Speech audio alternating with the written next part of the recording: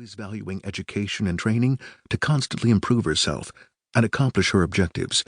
As she had, with so many others, my mother encouraged me to pay attention to her story and other people's stories to understand the importance of using my opportunities wisely. She advised me to pay attention to what was happening around me, strategize, set goals, and always be prepared with a plan B when people tried to get in my way. Most of all, she told me not to let the ill will of others prevent me from paying things forward. That was a personal code of hers, and it never failed to baffle her adversaries.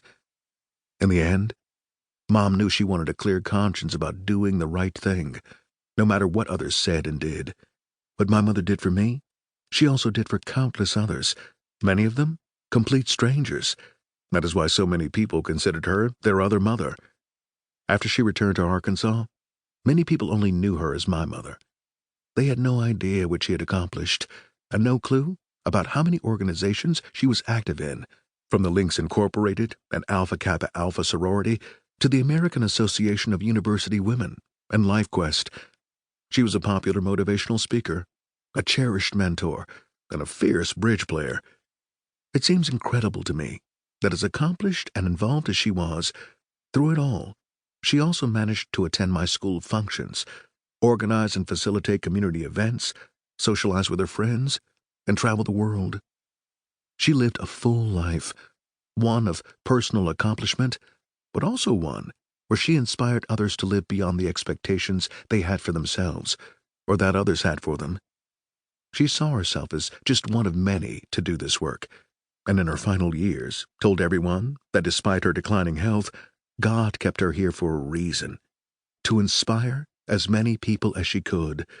This became more difficult for her as time wore on, but she once told me that she wanted to leave this world doing what made her happy.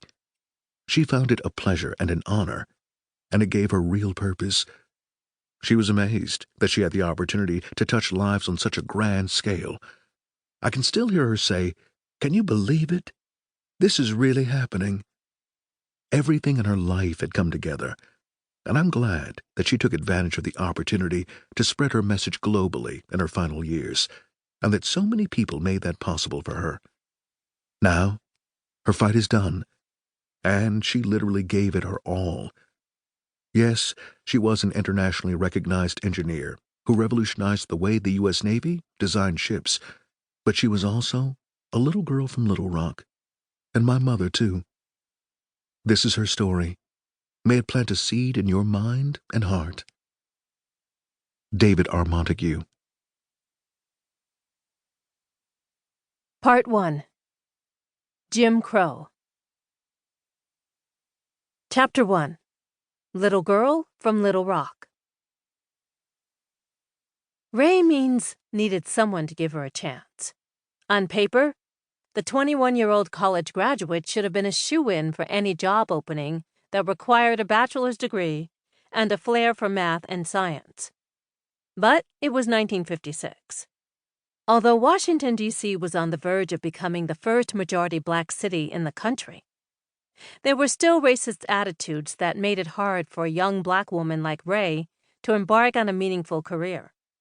She had already faced her share of obstacles back home in Arkansas, where she was treated as less than because of her gender, and then because of her race, barred from pursuing the formal degree in engineering that she had wanted ever since she was 7 years old. From that young age, though, she began viewing obstacles as challenges that could be solved another way. Whenever Raye ran into trouble, her mother, Flossie Jordan McNeil, advised her, "Kick like the devil and holler for help." So Raye came to the nation's capital prepared. She had set aside enough money to get her through a couple of months of job hunting, but she was concerned about how long those funds would last. Her husband Weldon had been struggling to establish himself in the months since they had married, and she worried that things would become real tight real fast. As Raye blanketed the city with her resume, she made sure to hand a copy to her sister-in-law Marge, who worked for the U.S. Navy's David Taylor Model Basin, which was one of the largest facilities for ship design testing in the world. Marge brought Raye's resume to the personnel manager there, who quickly